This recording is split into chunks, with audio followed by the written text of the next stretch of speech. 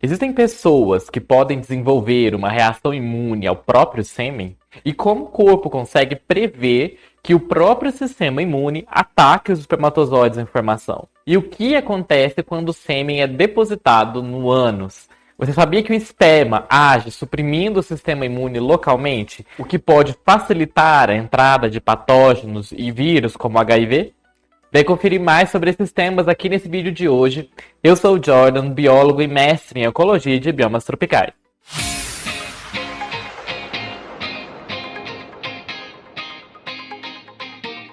A ideia desse vídeo surgiu de uma pergunta que recebi no Twitter quando fiz a thread, né, sobre o que acontece no canal vaginal e no útero assim que o esperma entra em contato com esses tecidos. Que, inclusive, vou deixar indicado aqui esse vídeo que ficou bem legal, em que eu falo lá sobre como é que o sistema imune reage à presença do esperma. E me fizeram uma pergunta muito interessante.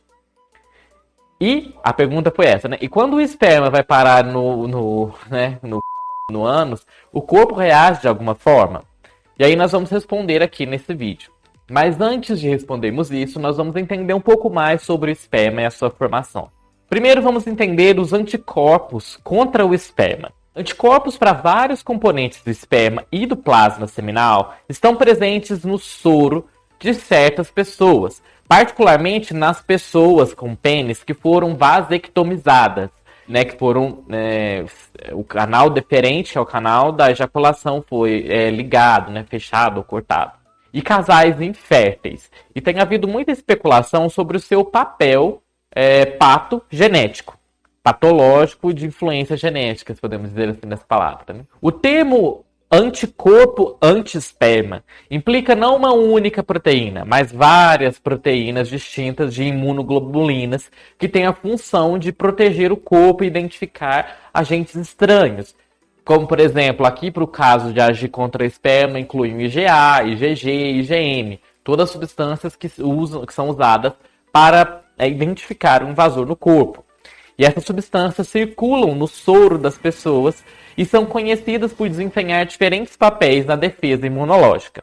Os tipos de imunoglobulinas presentes, a sua forma de reação frente aos compostos com diferentes antígenos de origem espermática. Lembra o que é antígeno? Que antígeno é aquele como se fosse a chavinha que identifica quais células são do próprio corpo e quais não. Então o nosso corpo tem os antígenos que, digamos que eles são tipo as fechaduras, ou vice-versa, né? Depende da analogia. Em que eles vão testar se aquela chave, por exemplo, que o corpo tem, serve naquela fechadura que aquela célula tem.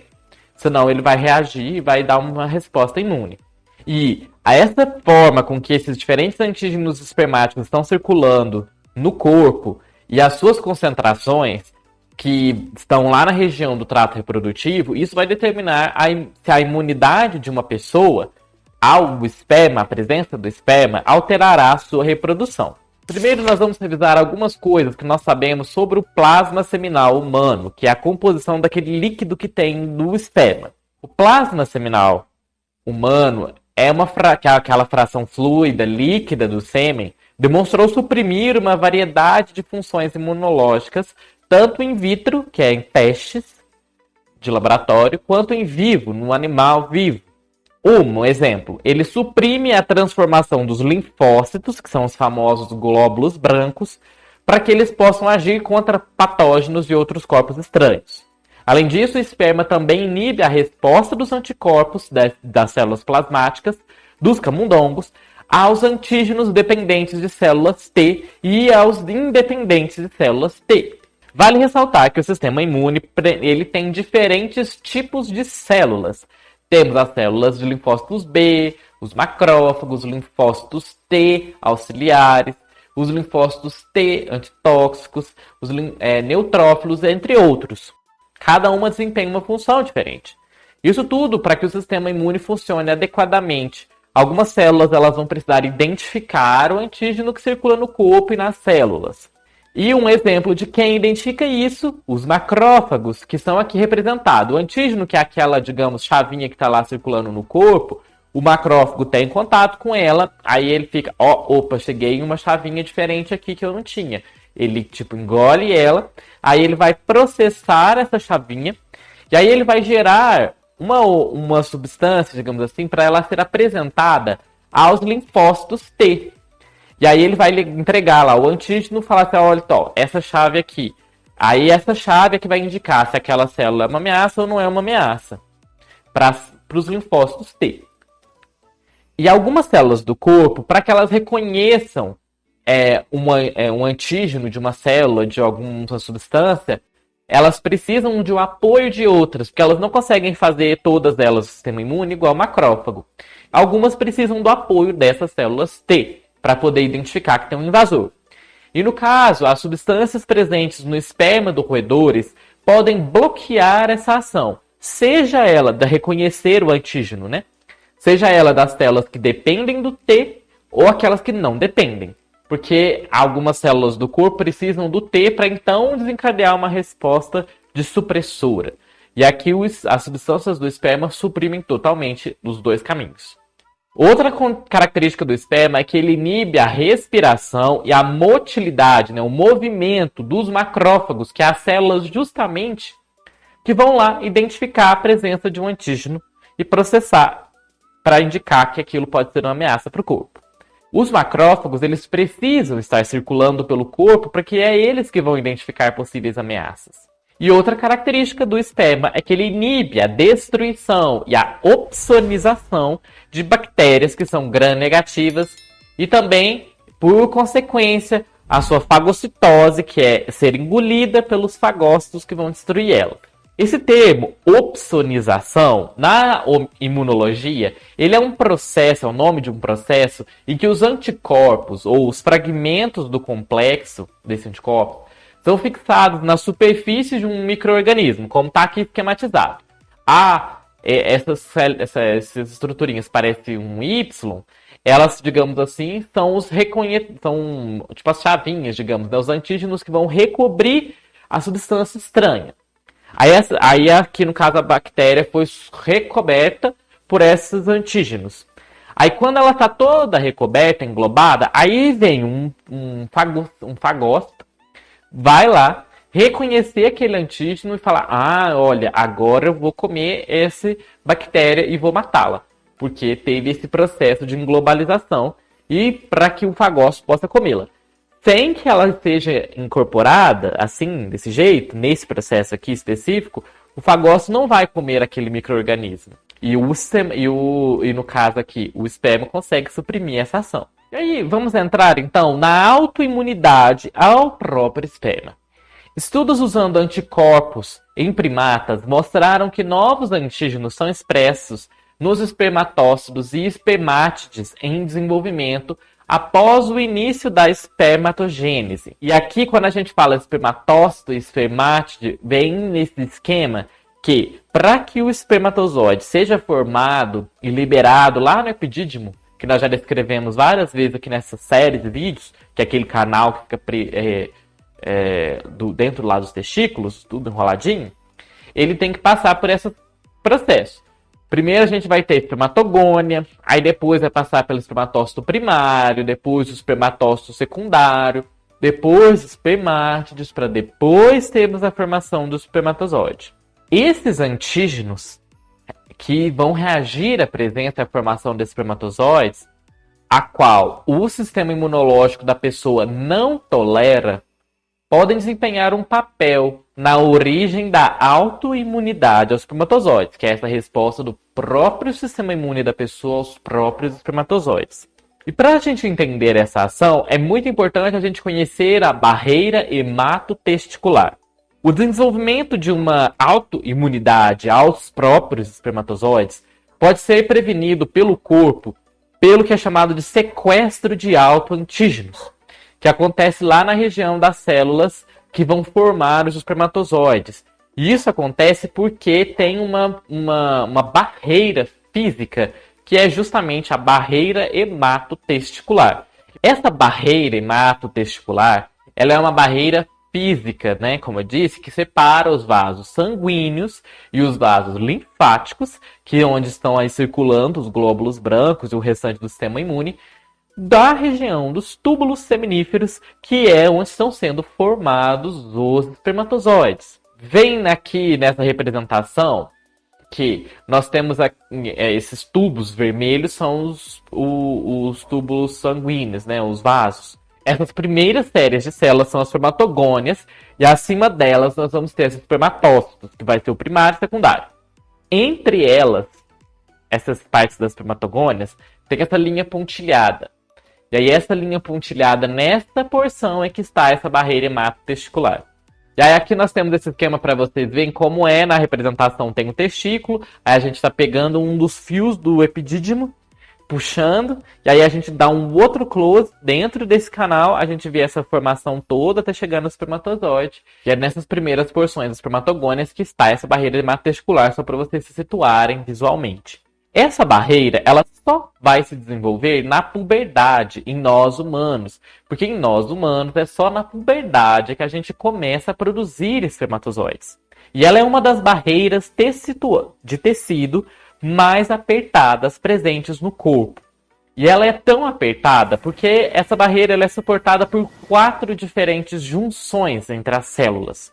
Porque toda célula ela está junta por um tipo diferente de junta, digamos assim, de cola, podemos dizer assim. Só que elas são meio que frouxas para permitir que algumas substâncias passem entre elas.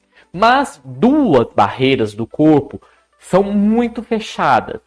Essa é uma, e a região do cérebro tem outra. E essa barreira aqui que nós estamos falando, que é a hematotesticular, ela pode ser comparada com outra barreira, que é a hematoencefálica, que é o nome dessa que nós temos no cérebro, para proteger o cérebro. E aqui, nesse esquema, fica bem nítido para vocês, em que nós temos essas células que fazem meio que uma pirâmide, que nós vamos descrever ela mais para frente. Entre elas tem esses risquinhos. Então, esses risquinhos são eles que são essa barreira hematotesticular que junta essas células firmemente fixas, impedindo que o sistema imune vá ter acesso aos espermatozoides em formação. Essa barreira ela também é chamada de barreira do epitélio seminífero das células de Sertoli.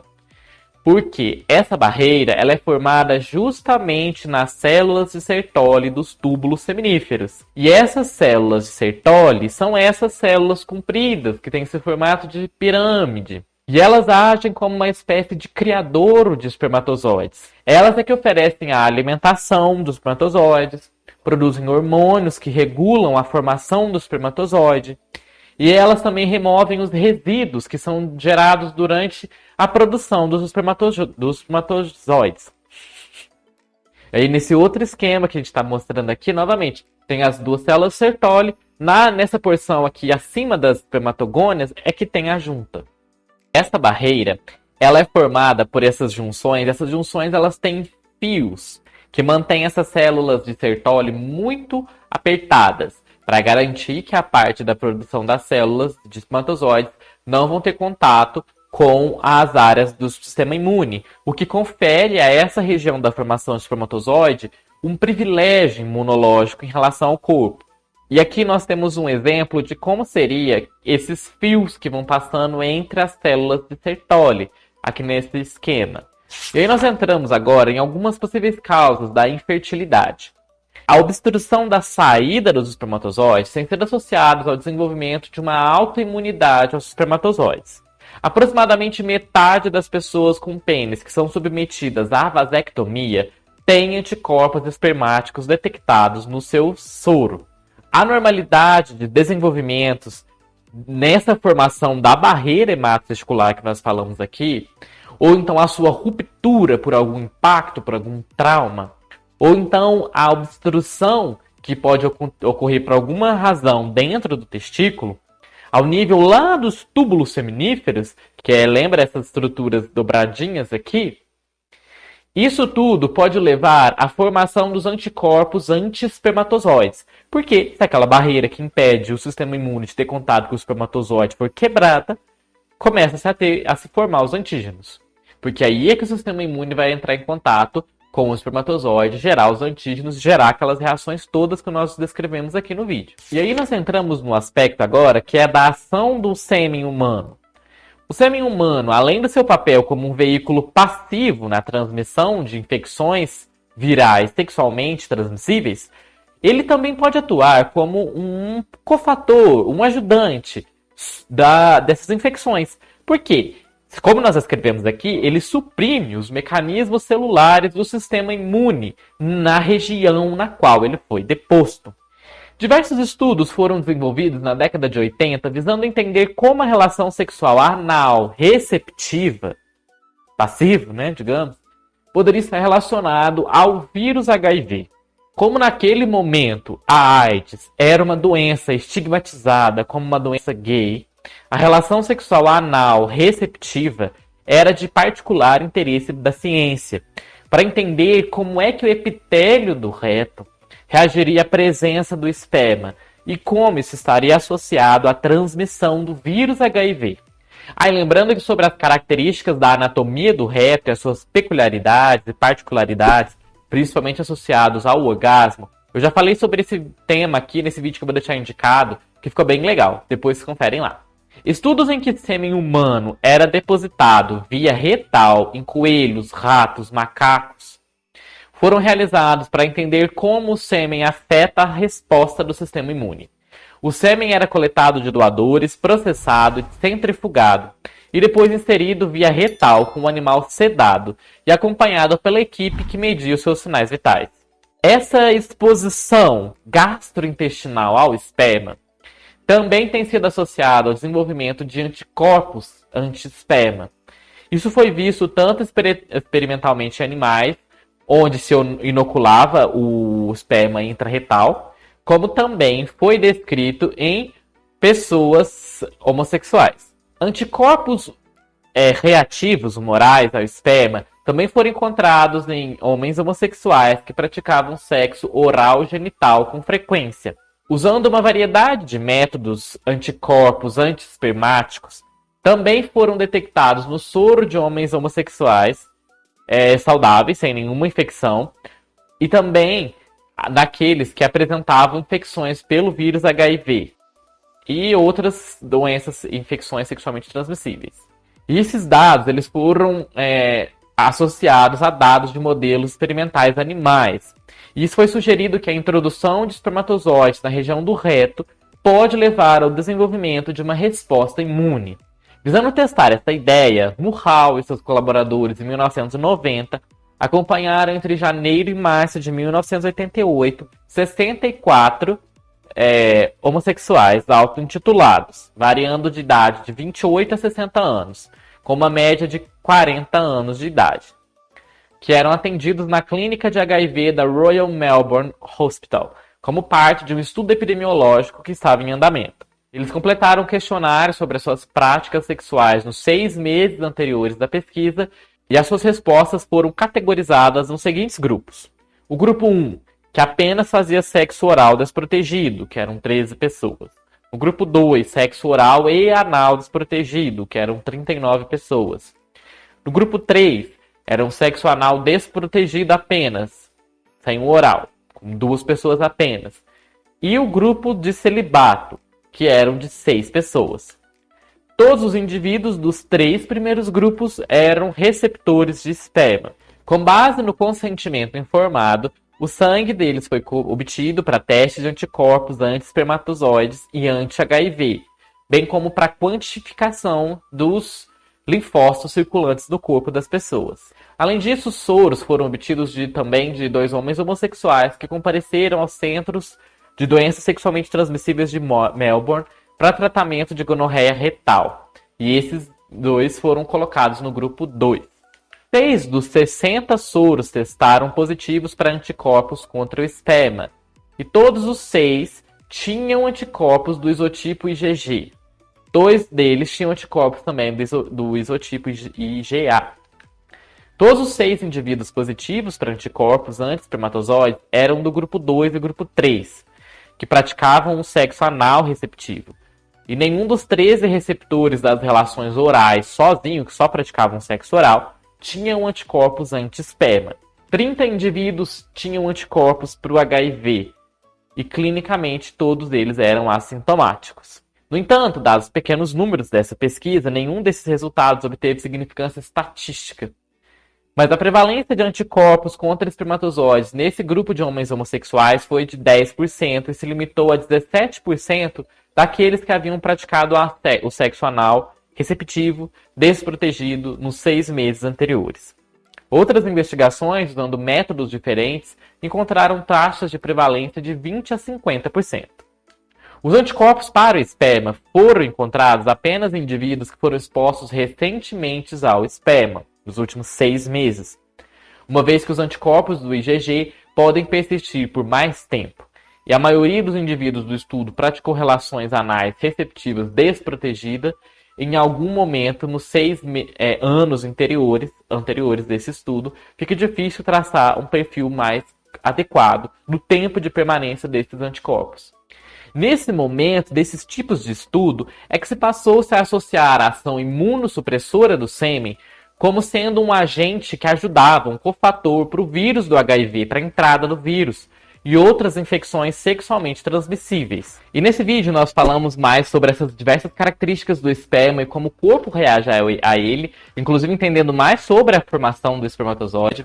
E no nosso próximo vídeo nós vamos explorar em mais detalhe um outro tema que nós já falamos aqui no canal, que é sobre a alergia ao esperma. E se você quer saber mais sobre o que acontece, como o corpo reage em caso de alergia ao esperma, não deixe de se inscrever aqui para quando esse próximo vídeo sair, eu vou deixar indicado o vídeo anterior dessa série, na qual nós falamos sobre a questão do gosto e do cheiro do esperma. Vejo vocês nesses vídeos e até mais!